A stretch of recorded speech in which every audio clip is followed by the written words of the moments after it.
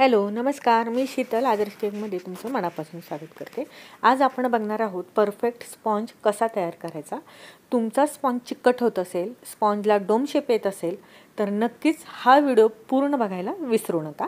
तर आज आपण परफेक्ट हाफ केजीचा स्पॉन्ज कसा तयार करायचा, ऑइल किती पाणी वापरायचं, बॅटरची कन्सिस्टन्सी कशी करायची, याची सर्व डिटेल माहिती आपण आजच्या व्हिडिओमध्ये बघणार आहोत। तर सर्वात अगोदर बघा, मी इथं वेइंग मशीन घेतलेली आहे। ही नुकतीच मी आता नवीन घेतलेली आहे। तरी वेइंग मशीन आपण चालू करून घेऊया। 0 आलं, याच्यावर आता बाउल ठेवून घेऊया आणि बाउलचं वजन 61 ग्रॅम आहे। तर आता आपण हे टियर करून घेऊया। टियर करून बघा घेतल्यानंतर 0 आलं। आता आपण प्रीमिक्स टाकूया। तर इथं बघा हाफ केजीचा केक बनवायचा आहे, तर मी इथं 250 ml च्या कपाने 1 कप प्रीमिक्स घेतलेला आहे। बरोबर 1 कप आपलं हे 160 ग्रॅम होतं। तर 3-4 ग्रॅम इकडे झाले, ते सुद्धा मी काढून घेणार आहे, कारण की आपल्याला परफेक्ट मेजर बघायचं आहे। तर इथं बघा मी थोडंसं प्रीमिक्स काढून घेतलं आणि परफेक्ट 160 ग्रॅम प्रीमिक्स करून घेतलं। वेइंग मशीन नसेल तर 250 ml च्या कपाने 1 कप प्रीमिक्स तुम्ही घेऊ शकता। तर इथं आता मी व्हॅनिलाचं प्रीमिक्स घेतलेलं आहे। आता आपण बॅटर कसं तयार करायचं ते बघूया। तर इथं आता थोडंसं अगोदर पाणी घालायचं आहे, व्यवस्थित बॅटर आपण करून घ्यायचं आहे। बॅटर तयार करताना बघा प्रीमिक्समध्ये कुठल्याही प्रकारच्या गाठी राहिल्या नाहीत पाहिजे। स्मूथ असं बॅटर आपलं तयार झालं पाहिजे। बॅटरची कन्सिस्टन्सी जास्त पातळही नाही आणि जास्त घट्टही नाही, अशा पद्धतीनं आपल्याला हे बॅटर तयार करायचं आहे। आणि बॅटर पूर्ण झाल्यानंतरच 1 मिनिट हे बॅटर असंच ठेवायचं आहे आणि नंतर त्याच्यामध्ये ऑइल ॲड करायचं आहे। 1 मिनिटभरासाठी बॅटर मी असंच ठेवलेलं आहे। आता मिनिटभरानंतर बघा मी इथं 1 टेबलस्पून ऑइल घेतलं, ते आता घालून घेतलेलं आहे। तुम्ही हे नक्की करून बघा, खूप छान म्हणजे आपला स्पॉन्ज तयार होतो।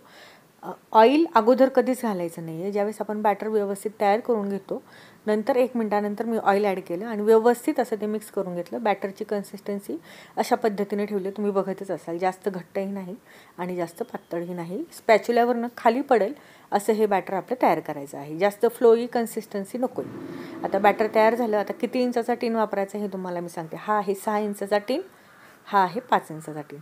परफेक्ट तुम्हाला जर हाफ केजीचाच केक बनवायचा असेल तर आपल्याला 5 इंचाचा टीन आपल्याला इथे लागणार आहे। हा आहे बटर पेपर घातलेला आहे, तो 5 इंचाचा टीन आहे, तो आपल्याला वापरायचा आहे। आता बघा 5 इंचाचा टीन वापरला तर त्याचे लेयर देखील छोट्या होतात आणि छोट्या लेयरला सरफेस देखील कमी राहतो आणि त्यासाठी क्रीमही कमी लागते। यासाठी आपल्याला 5 इंचाचा टीन हा परफेक्ट हाफ केजीचा केक बनवण्यासाठी लागणार आहे। बॅटर आता टीनमध्ये घालून घेतलं।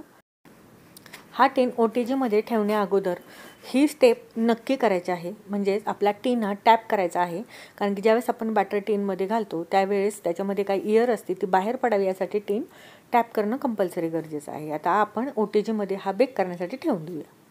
आता बघा 25 मिनिटानंतर आपला हा स्पॉन्ज बेक झालेला आहे आणि तुम्ही बघू शकता कुठेही याला डोम शेप आलेला नाही आहे आणि स्पॉन्ज देखील आपला अजिबात चिकट झालेला नाही आहे। आता मी ही डिमोल्ड करून घेते आणि बघा स्पॉन्ज देखील आपला हा झालेला आहे, मस्त फ्लफी झालेला आहे, अजिबात चिकट झालेला नाही आहे, डोम शेप आलेला नाही आहे।